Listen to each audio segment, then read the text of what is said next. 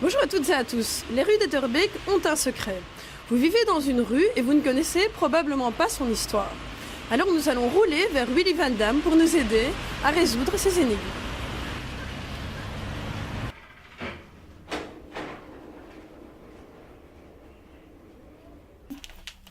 Le Malbeek, voilà, je ne dois pas chercher longtemps.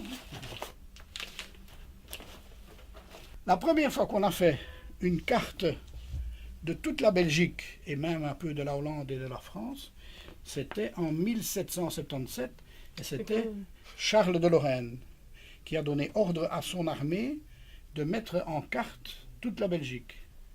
Donc ça se trouve dans un atlas qui s'appelle Ferraris. Moi je suis parvenu à obtenir une copie agrandie des pages.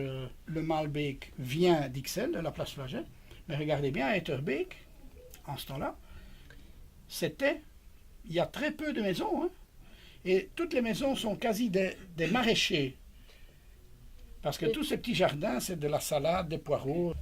Bien avant les Gaulois, n'importe qui s'installe quelque part, s'installe le long d'un cours d'eau.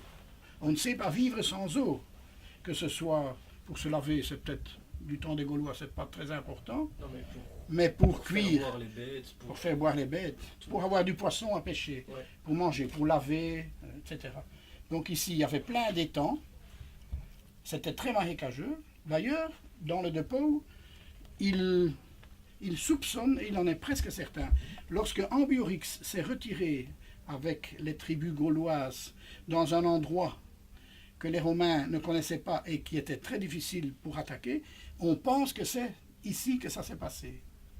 Parce que c'était tellement marécageux que la cavalerie romaine ne parvenait pas. Voilà, évidemment, il s'est quand même fait piéger, ouais, à Tongres, etc. Et alors, il y a des petits comiques qui se prennent au jeu de réimplanter le Malbeek en surface ou de faire semblant de. Exemple d'inondation en 1910. Alors que le Malbeek est enterré en tant qu'égout depuis 1858. Mais évidemment, il n'y avait pas de bassin de retenue de ce temps-là. Donc quand le Malbeek lâchait tout, ça débordait, d'abord dans les caves, dans les toilettes. Et là au-dessus, c'est la rue de la Loi à l'époque, 1910. Et après les inondations, les fondations n'étaient pas aussi brillantes que maintenant, donc il fallait soutenir les murs pour que ça ne s'écroule pas. En 1956, déjà, dans le but de la placer dans ce bâtiment-ci, ça, tout le monde aura compris que c'est le Malbeek, et à l'époque, le Malbeek était loin d'être un égout.